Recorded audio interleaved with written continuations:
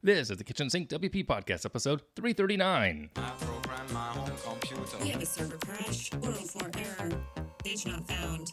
Links aren't working. System is crashing. System is crashing. System is crashing. Your old HTML website.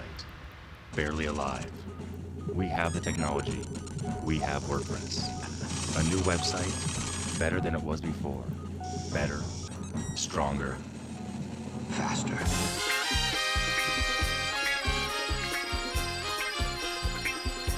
We have the technology.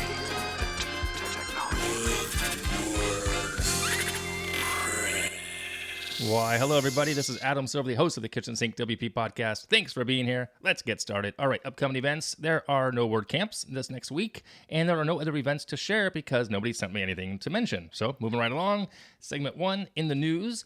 Two things here. WooCommerce 4.4 is now available.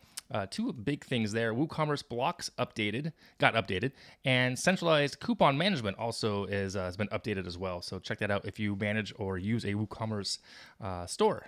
So it's pretty cool. We do, and I will manage those next week. So there you go. Also, WordPress 5.6 development kicks off with an all-woman release squad. Pretty cool. First time that's ever happened. Now, don't be confused. That does not mean you cannot contribute to the project to 5.6 if you don't identify as a woman. It's just that the squad leads will be all women. Pretty cool. So there's that.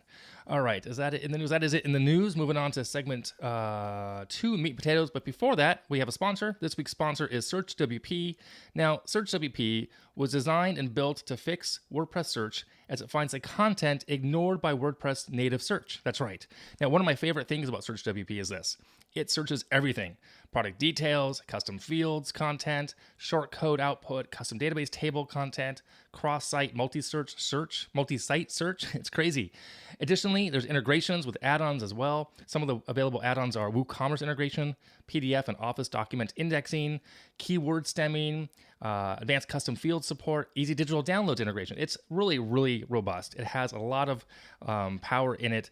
So when you're ready to take your search to the next level, head over to searchwp.com. Try it out. You won't be disappointed. And thanks to SearchWP for sponsoring this week's episode. All right, moving on to segment 2, meat potatoes.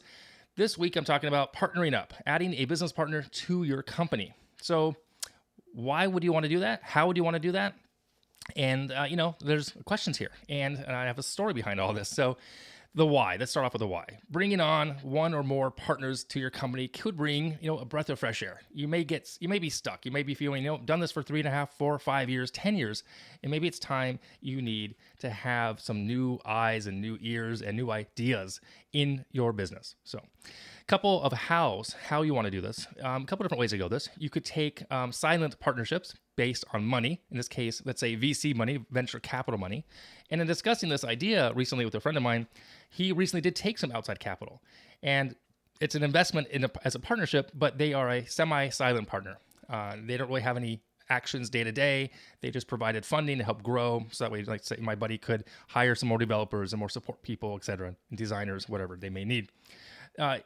Jamie, my friend of mine in this case, also mentioned that in speaking with a few different VC companies, that he learned a lot from them, that many of them won't invest in companies that are as follows. One, a husband and wife team.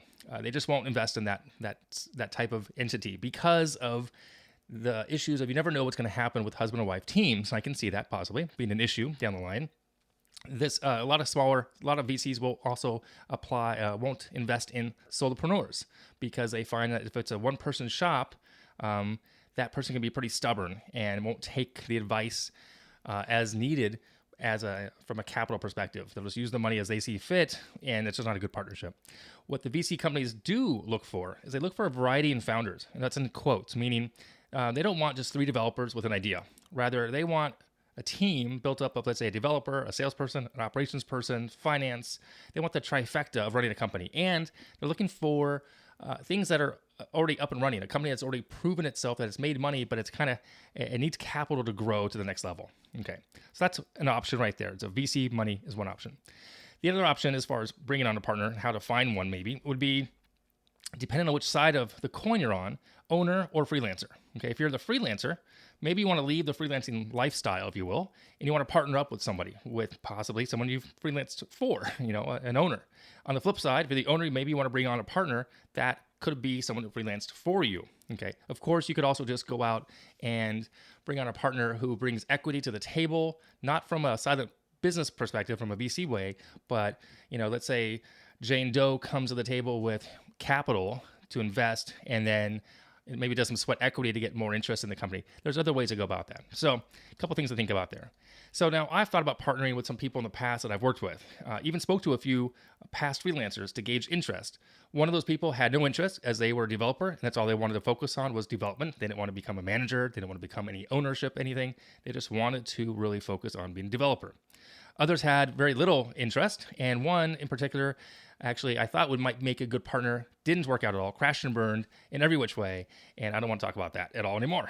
So I digress. So here are 3 pros and 3 cons, and then also maybe my thoughts on what I might do in the future after I've been thinking about this for a few weeks now. So pro number 1, bringing on a partner could be greater depth and expertise. You can't know it all or do it all. We all wear multiple hats every day when you start up a company. So adding someone else with a different area of expertise would be an asset. Pro number 2 would be another perspective on business decisions. Maybe it's time we offer a new service or a new product, or maybe we even move to an office or a bigger office or a smaller office. So those business decisions could also really be helpful to have just a different perspective. And pro number 3 would be having a cohort and or support system.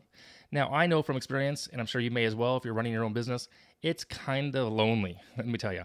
And the presence of someone, not just anyone, but a partner, gives you someone to share that weight with.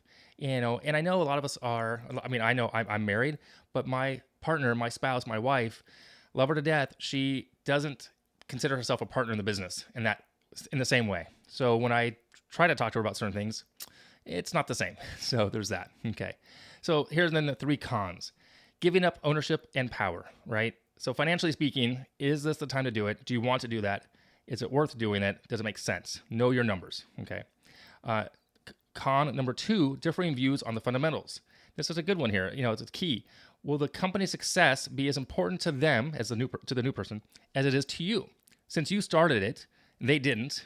Unless you come into the table to equal partners. From the get-go, which is not the case in this case. The case is bringing in a partner to your company. So are they going to see the same value? They're going to work the same way, and the ethic's going to be there for them. The work ethic, right? So you just don't know unless you take that gamble. It's a risk. And then, of course, the third con would be more complex decision making. Being the sole person on the top of the org chart, it's exhausting, and potentially limiting, but it's also highly efficient. You get to make all the decisions. It's just you. You decide to do something, to buy something, to spend money somewhere. It's you. Once you are a team of 2, you got to have a system in place and create something to have checks and balances, and then figure out who gets to make the final decision on it and who's the tiebreaker. How's that work? So just keep that in mind as well. Another thing to consider, these are not the cons, just considerations here. If you do go get in a partnership, determine what everyone's roles, responsibilities will be from the get-go. Okay, that's number 1. Converting from a sole proprietor to a different entity, I highly recommend you're going to want to seek and find and pay for a lawyer. Make sure you do it legally. And sadly, take the time to figure it out early at this moment in time. Address what your exit strategy will be in case the partnership needs to be dissolved. Case in point, one of the people that I spoke to about this week's episode did split from her business partner after 5 years. Initially, things were great, 50-50 ownership, but one of them was better at design and not so entrepreneurial, not so business-minded, and that person probably would have just made a better employee than a co-owner. So to save the friendship, after 5 years and things kind of going south, they parted ways. They're still friends, that's great, but there you go. So my take and my final thought on this is this. I'm nowhere in the need of VC money, nor could I get it at this level, what I'm doing. Bringing on a partner could work, but I'm not sure I'm there just yet for the reasons I've explained ahead before this. But I'm considering just maybe an employee plus profit sharing could be an interesting discussion. Because that way the person's an employee, not a freelancer, because there's some debates right now on freelancers versus employees and who has the power. And I'm not trying to say it's a power issue, it's just a matter of commitment issue. But I think having an employee plus profit sharing could be interesting as far as the next time I'm looking to hire or change things up. That's where I'm kind of leaning towards. That way there's a vested interest, everyone's involved, and you kind of have that overall, I don't know. It's hard to explain where I'm at, but as my company is kind of growing and doing well, I'm trying to plan for the future. No changes today, but just saying, I'm planning for, let's say, the next, 12 to 18 months from now. We'll see what happens. So there you go. Hope you found that interesting. Curious if you have any notes or comments or suggestions in partnerships. I would love to hear them. By all means, let me know. All right, moving on. Segment 3, tip until the week. This week's tip was sent in by my friend, actually Aruba sent this one. We were talking about some technology hiccups. Epub to Kindle. It's not WordPress related. It's just a free website called sendepubtokindle.com. It's the easiest way to send your EPUBs to your Kindle. I was having an issue trying to get one of my EPUBs to my phone and my iPad, and she suggested this service. Totally free. All right, that is it for this week. If you have any questions, go ahead and send it in via email, adam@KitchensinkWP.com, or use the SpeakPipe function on the website. If you want to support the show, you can become a Patreon at KitchensinkWP.com/Patreon. You can sponsor the show. There's a form on the website. Thanks for listening. Now go out and do some awesome things with WordPress. All right, see you next week. Bye-bye.